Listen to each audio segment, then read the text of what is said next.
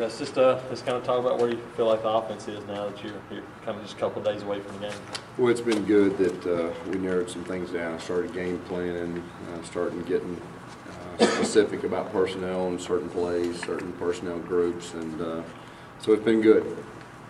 How much does it help, even though you guys had an idea about a depth chart, to kind of get it out there, to kind of get groups working, like you said, working together and on certain things? Well, we've pretty much known for a while about a certain depth chart, but we're very specific with with personnel by formations and things like that. And anytime you start preparing for the first game and narrowing things down, it definitely helps. The unique thing about a first game is you got to be able to be ready to make adjustments, because you think you have an idea of what you're going to get, but until you actually get there, and usually in the first quarter you get a good feel for what they're doing, you got to be able to adjust too. You got Trey Mason there as your third tailback. What did he do to, I guess, earn that spot? Well, he made some plays with the ball in his hands early on. Showed that he does have some speed and he can make people miss in open spaces. And he's been fairly tough too, for a true freshman. And he'll get a chance to help us this year.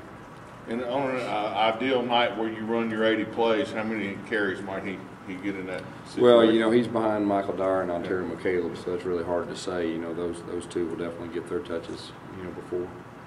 In the past, Dyer's kind of had more carries than McCaleb. Would you kind of like to see those numbers even up this year? Or? Well, it just depends on what the defense is giving us and what week it is. And, the thing about McCaleb, we've tried to make him more of an every down back. And, he's gotten better in every aspect. And he's a veteran guy. He's got 2 years of experience under his belt. And, at the same time, we're going to ask Mike to do some more things, too. Those are two of the more veteran guys on the offense, as you mentioned. How comfortable are you going into the season with those two backs? Well, I think as an offense coordinator, you're comfortable with the guys that you have information on, that you know how they're going to react in the heat of the battle, whether good or bad or in between. And, those two running backs, Philip Lutzenkirchen, Emory Blake, Brandon Mosley, those type guys, we know what we're going to get. So that's the comfort. The anxiety you have as offense coordinator is just the unknown. We think we have an idea about the other guys, but until you get in those certain situations to know how they're going to react, that's the questions going through my mind right now.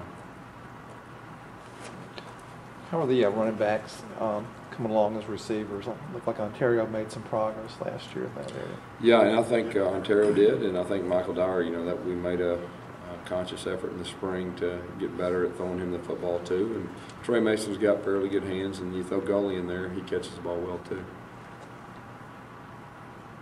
Gus, we had an interesting interview earlier with A.J. Green, saying his ankle's still bothering him a little bit. It's just tough for you as a coach to kind of watch him not be able to win that job when his ankle isn't quite right. Well, he's not 100%, but you see him getting better and better.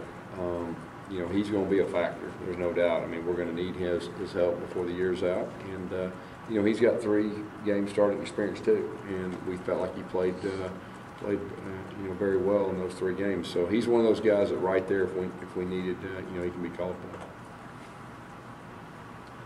How's Barrett handling game week? Well, the first day I thought he handled it well. He was very attentive, but Barrett's a very attentive person anyway. He doesn't change much, doesn't get too high or too low, and he's just trying to prepare himself for every situation. Asking the questions, watching extra film, which is very comforting. For me.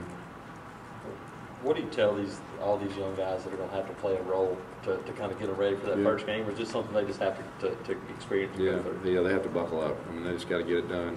We recruited those guys, and we told them we're willing to play true freshmen, and those guys have to be ready.